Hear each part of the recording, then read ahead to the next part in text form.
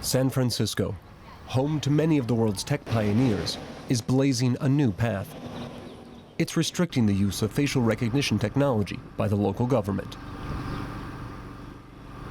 It's psychologically unhealthy when people know they're being watched in every aspect of the public realm, on the streets, in parks. That's not the kind of city I want to live in. However, the technology can still be used by the U.S. federal government and private businesses in San Francisco.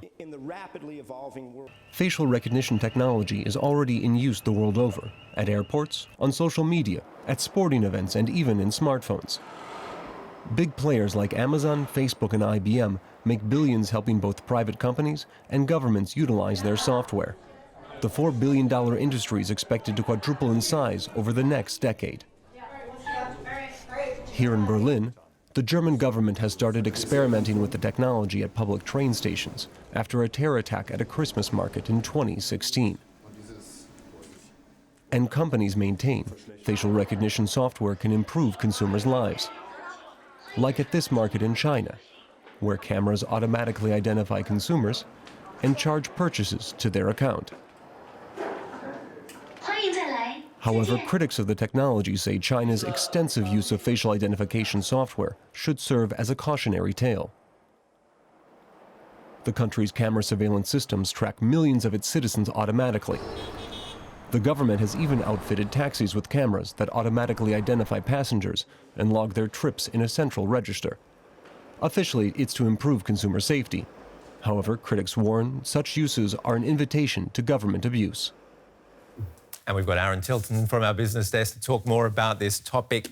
Is this the start of a trend, Aaron? Well, that really remains to be seen. You have to remember, what we're seeing in San Francisco is just an initiative from several local politicians and local government. It's a measure which will only apply to local agencies. That means the U.S. federal government will still be allowed to use facial recognition technology, as will be investigators from the national government and the transportation authority, et cetera, et cetera, et cetera, private companies as well. So right now, it's still a small measure, but we're talking about it right here, so it could kick off a debate, which is actually, I think, a quite necessary debate both inside the United States and around the world in terms of how this technology will be used. And surely this will get people thinking about whether or not this technology is good for us.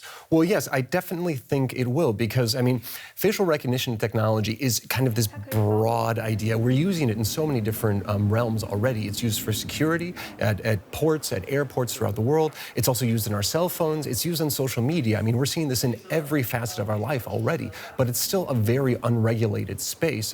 One example that's always kind of appeared to me is people are used to the whole idea of online tracking, basically companies following their motions online, but using facial recognition technology, that could be brought out into the real world. Companies can quite easily set up cameras in their stores and then can use those cameras and this technology to create a profile of our movements, what we're looking at, who we're interacting with, and that really kind of takes this whole idea of digital surveillance out into the real world in a kind of a way I don't think people are really aware of yet.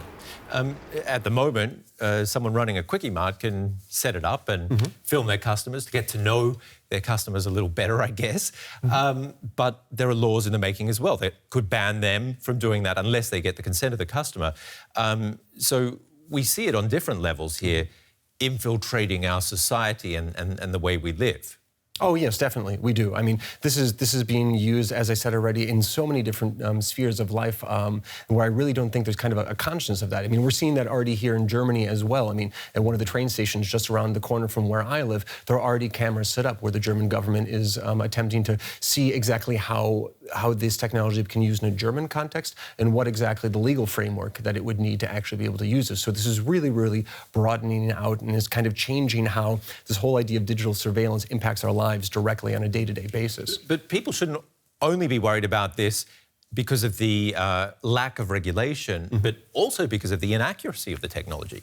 Oh, well, certainly. It's still very early days in terms of this technology. We've only really been talking about it in a real kind of mature way for about 10, 15 years at this point.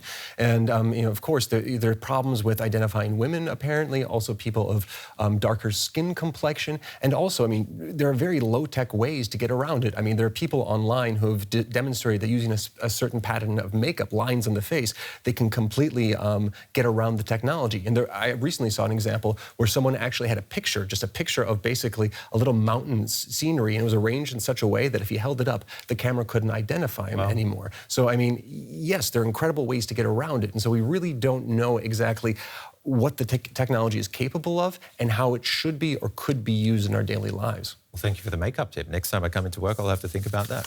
Okay, thank you. Before I get in front of a camera. Aaron Tilton there. Thank you.